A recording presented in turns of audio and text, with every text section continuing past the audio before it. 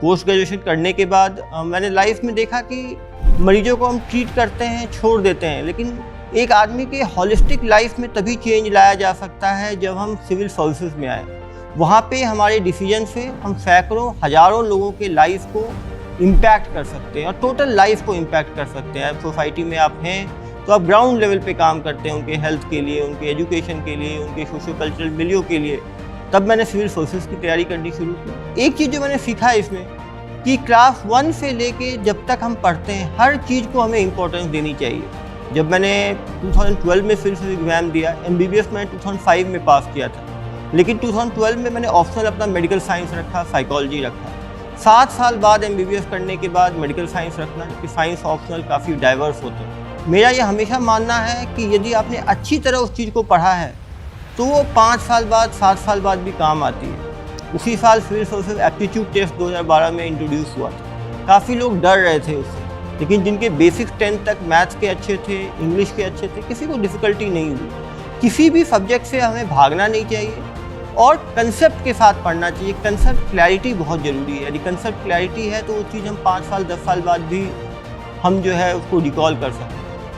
एक सबसे इम्पोर्टेंट होता है कोई भी एग्ज़ाम के लिए एक मेंटल स्ट्रेंथ कि मुझे ये एग्ज़ाम क्लियर ही करना है, क्योंकि मैंने लेट स्टार्ट किया। जब आप 29 ईयर्स के हो और आप 23 ईयर्स वालों से कम्पीट कर रहे हो तो एक एज गैप भी आ जाता है। दूसरी बात है कि मैं मैरिड था, मेरी वाइफ एक्सपेक्टेंट थी, प्रेग्नेंट थी, तो कहीं ना कहीं मेरा एक सेटल्ड करियर था। सेटल्ड करियर, मैंने MBBS किया, MD किया, उसको अचानक छोड़ना, आसपास के लोग हमेशा परेशान कर, घर में भी खुद को भी लगता है कि हम एक सेटल्ड जॉब छोड़ के मैं तैयारी में जा रहा हूँ। लेकिन मेरा हमेशा मानना है कि जैसे हमारा प्यार होता है, यदि हम किसी चीज़ से प्यार करते हैं तो उसके कंसिक्वेंसेस के बारे में नहीं सोचते। एंट्रेंस की तैयारी भी इस प्यार की तरह है, आप केवल उसी के बारे में सोचते हैं और फिर आप आसपास से अपने आप को आइसोलेट कर देते हैं। हम जब भी तैयारी करें उस प्रोसेस में हमें बहुत ज़रूरी है कि हम लोगों को क्रिटिकल रिमार्क से डिटर नहीं हो, हम अपने फोकस को मेंटेन रखें। जो चीज़ हम पॉजिटिव लोगों से दोस्ती करें, पॉजिटिविटी मेंटेन रखें,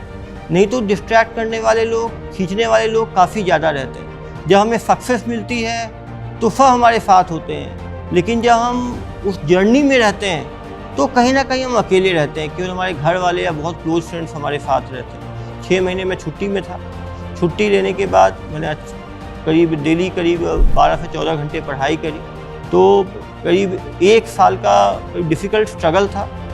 लेकिन मुझे अपने को भरोसा था कि मैं मेहनत करूँगा तो निकल पाऊँगा, क्योंकि मेरा लेट मैंने तैयारी शुरू की। जनरल में मेरा एक ही अटेम्प्ट बचा हुआ था, तो रिस्की ज़्यादा था, लेकिन तब भी मैंने हिम्मत की, तैयारी की। लेकिन आइडियली UPSC के लिए तैयारी कर रहे हैं तो हाथ में कम से कम 2 से 3 अटेम्प्ट हाथ में रहना चाहिए, और आदमी तैयारी में घुसे तो मान के घुसे कि 2 से 3 साल लग सकते हैं। सक्सेस तो सबको अच्छा लगता है, सक्सेस के तो बहुत सारे फ्रेंड्स होते हैं। जब रिजल्ट आया तो घर वाले भी बहुत खुश थे, जो रिलेटिव्स जो पहले क्रिटिसाइज़ कर रहे थे वो भी खुश थे, जो फ्रेंड्स थे उन्होंने भी मोटिवेट किया। लेकिन जर्नी जो है वो डिफ़िकल्ट रहती है। किसी भी एस्पिरेंट से आप पूछेंगे, काफ़ी स्ट्रगल का जर्नी है वो। बहुत ही केवल कुछ एक्स्ट्रा ऑर्डिनरी लोग को आप छोड़ दें, जो कि इंडिया में 10, 20, 50 लोग होंगे, उनको छोड़ के सभी के लिए काफ़ी अनसर्टेनिटी रहती है इस तैयारी में। काफ़ी सारा मेंटल स्ट्रेंथ चाहिए फेलियर्स पे स्टैंड करने का, परफॉर्म करते रहने का।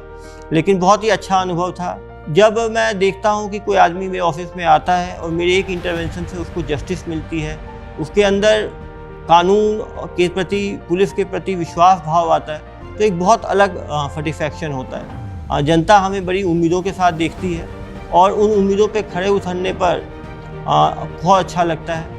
कोई भी ऐसा इंटरवेंशन जिससे कि लोगों में चेंज आए, लोगों की लाइफ में बदलाव आए, वो एक खुद को खुशी देती है। और बहुत करियर सेटिस्फैक्शन जो है वो बहुत ही इम्पोर्टेंट चीज़ है किसी भी जॉब में। और इस 9 साल की जर्नी के बाद एक खुशी और एक प्राइड की बात, भावना जो है खुद के अंदर आती है और एक सेंस ऑफ सेटिस्फैक्शन फील होता है। ये मेरी जर्नी रही है from an aspirant to an IPS officer. निश्चित रूप से आपको ये अच्छा लगा होगा, ऐसी मैं उम्मीद करता हूँ। धन्यवाद।